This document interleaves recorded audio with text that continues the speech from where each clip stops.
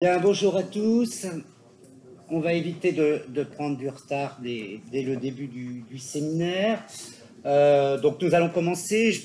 Avec Anne, nous allons vous présenter brièvement le sens de ce séminaire, ses attentes, mais également le programme dans lequel le séminaire lui-même s'insère. Donc effectivement, un séminaire de recherche qui entre dans le cadre et dans le financement aussi, d'un programme de recherche qui s'intitule APROTER, enfin dont l'acronyme est APROTER, Agriculture, Proximité, Gouvernance et Territoire. Donc mon propos n'est évidemment pas de vous présenter ce programme dans son entièreté, simplement la logique qui est la sienne. C'est un programme qui a été proposé en réponse à un appel à projet financé par la région, désormais région Hauts-de-France, qui était Système agricole et environnement. Voilà. Donc un programme qui, j'aime bien la formule, a l'air de la relocalisation alimentaire idéalisée. C'est une formule empruntée à un jeune docteur, Adrien Bess-Lenné, dans une thèse qu'il a soutenue l'an dernier. L'objectif du programme, c'est bien de placer, je dirais, en vis-à-vis des attentes sociales, politiques et des dynamiques agricoles dans leur réalité et dans leur diversité. Voilà. Donc avec peut-être trois mots-clés: potentiel agricole notamment, convergence des attentes et compatibilité, je dirais, entre les stratégies, notamment des agriculteurs, et les attentes en particulier et les politiques.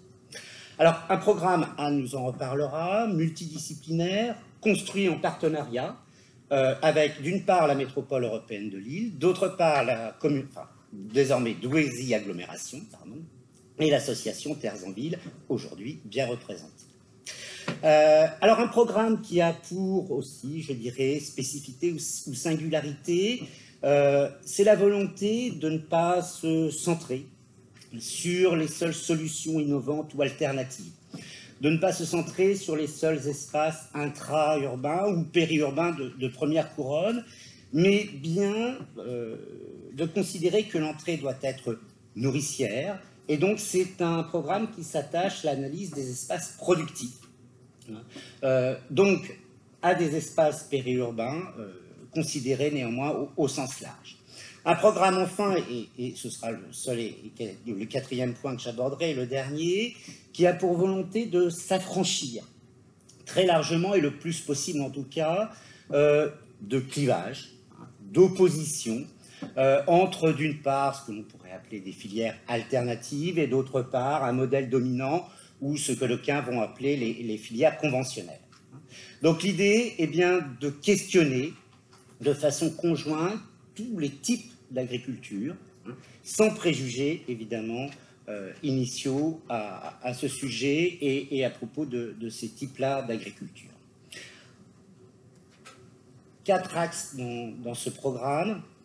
Le séminaire que nous ouvrons aujourd'hui relève de l'axe 1. Donc un axe qui a pour ambition essentiellement celle d'évaluer les trajectoires agricoles, mais aussi les intentions des agriculteurs en termes de stratégie et de futur développement des exploitations. C'est un programme qui, par là même, a pour ambition d'interroger, de mettre en regard ces stratégies, ces dynamiques, avec le concept même de durabilité. Et c'est là, évidemment, l'objectif, le sens de ces séances de séminaire. Un deuxième axe qui, lui, analyse en particulier la compatibilité entre des objectifs de renaturation, tels que portés par les intercommunalités en particulier, et puis les dynamiques agricoles telles qu'elles sont dans ces espaces périurbains et telles qu'elles sont portées par les agriculteurs eux-mêmes. Il s'est agi aussi, dans ce programme, d'interroger les discours sur le foncier, portés notamment par les acteurs locaux de l'aménagement, et là aussi d'interroger la compatibilité entre ces discours et les dynamiques agricoles. Dernier point, celle de la gouvernance et de l'efficience des projets collectifs. Oui, très bien. Donc bonjour à tous et merci de vous être joints à nous, pour certains d'avoir peut-être affronté les aléas climatiques et des transports pour être ici. Donc comme l'a bien présenté Nicolas, qui a été du coup assez précis sur l'enjeu de ce programme, on va participer là tous ensemble en fait à cette ouverture de cycle de séminaire qui prendra du coup 3 séances. Je pense que Nicolas, voilà, tu les as peut-être présentées, voilà, exactement. Donc en fait l'enjeu de ce séminaire, c'est un petit peu la partie ouverte au débat et aux échanges, au sens où, bah, comme tout travail de recherche, hein, on est aussi des académiques dans la salle, il y a ce côté un petit peu recherche d'équipe, mais aussi l'ouverture un petit peu au débat, et donc du coup aussi à la discussion avec les autres. On s'enrichit d'autant plus à travers la discussion. Donc l'enjeu de ce séminaire, comme vous a dit Nicolas, c'est qu'il s'intègre du coup dans l'axe 1, avec une concentration sur la définition de la durabilité. Nicolas vous a présenté aussi un petit peu de ce programme-là en insistant sur l'aspect, donc toi tu parles multidisciplinaire, je ne sais pas comment appeler ça, pluridisciplinaire, transdisciplinaire. L'idée en tout cas c'est de confronter aussi un petit peu les enjeux, alors les points de vue surtout. Moi je parle en tant qu'économiste, on a d'autres économistes aussi dans la salle. Ce matin ce sera essentiellement, donc ce sera 2 géographes qui interviendront. Donc ce côté un petit peu qui là encore une fois nourrit et enrichit le débat à travers les différents regards qu'on peut apporter là-dessus. Et puis, alors, le deuxième, c'est pas forcément l'innovation, hein, je pense que ça se fait de plus en plus, de faire un petit peu dialoguer comme ça les différentes disciplines.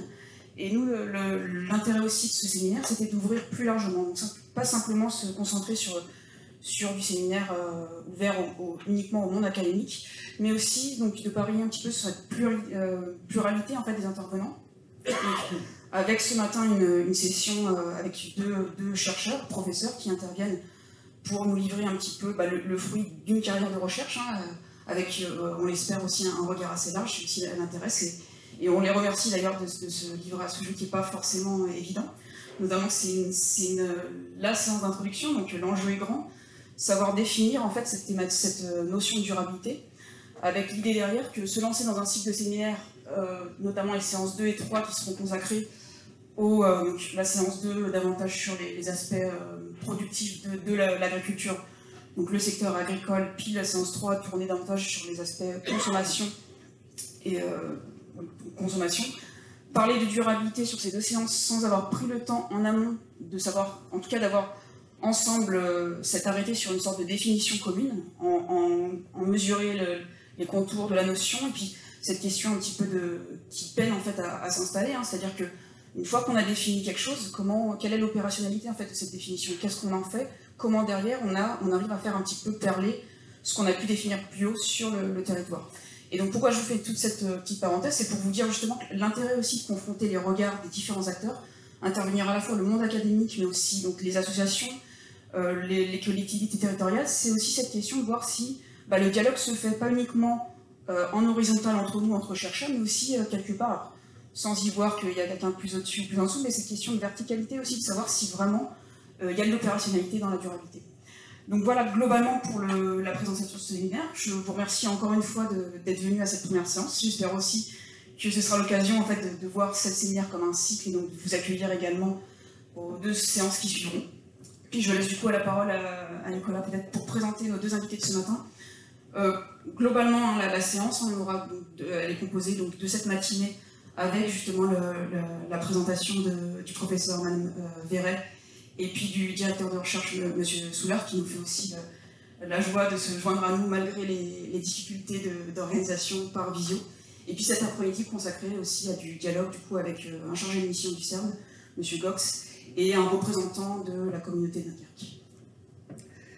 Merci Anne. Donc, évidemment, je ne pourrais brosser le tableau complet des carrières de Madame Verret et de Christophe Soulard. Quelques points néanmoins qui ont retenu bien évidemment mon attention, mais ils seront complétés ou rectifiés.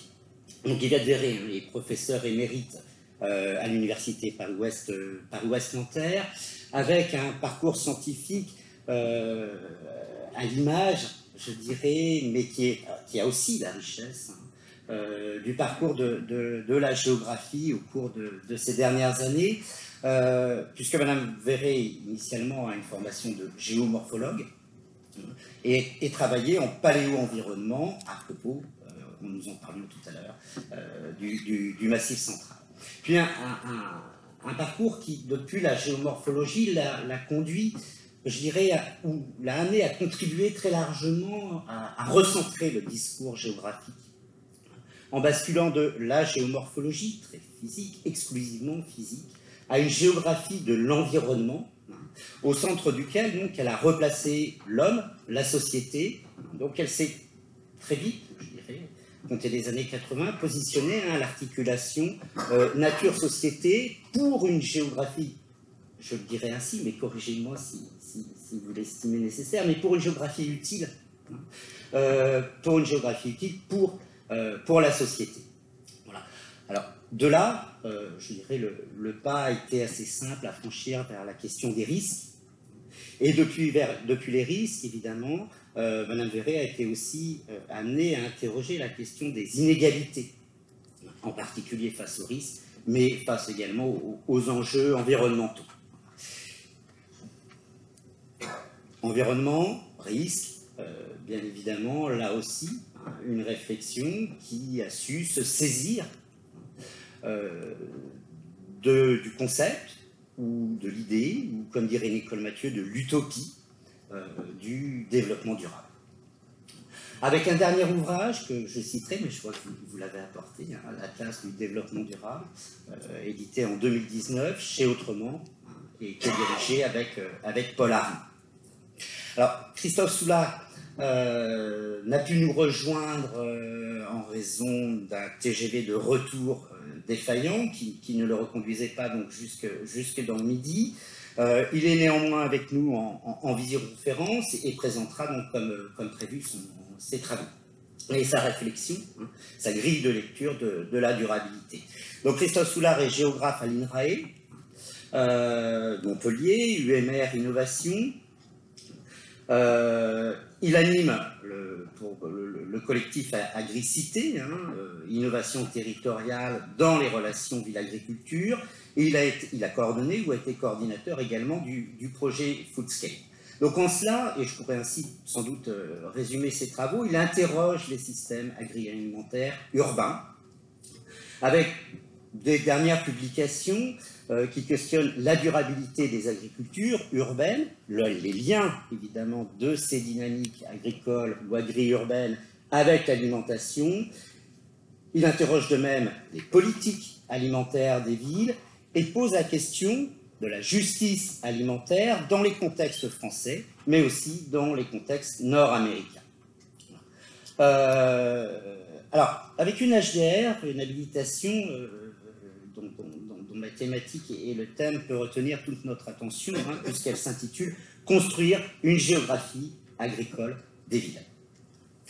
Je vais maintenant passer la parole à Madame Verret. Nous présenterons plus précisément nos deux invités de cet après-midi avant de leur donner la parole donc vers 14 h. Quelques brefs remerciements néanmoins. Et avant cela, remerciements évidemment à nos autres invités qui ont su également braver les difficultés inhérentes au contexte actuel. Tous mes remerciements également à Anne et à Louise qui se sont pleinement impliqués dans l'organisation et la construction de ce séminaire. Mes remerciements à Marc Dumont, de même, pour son appui, en particulier logistique. Mes remerciements, je ne sais pas si elle est ici, à Anaïs, secrétaire de notre tout nouveau laboratoire, qui a fait preuve de grande qualité aussi organisationnelle. Enfin, remerciements à la région pour son soutien, évidemment, financier.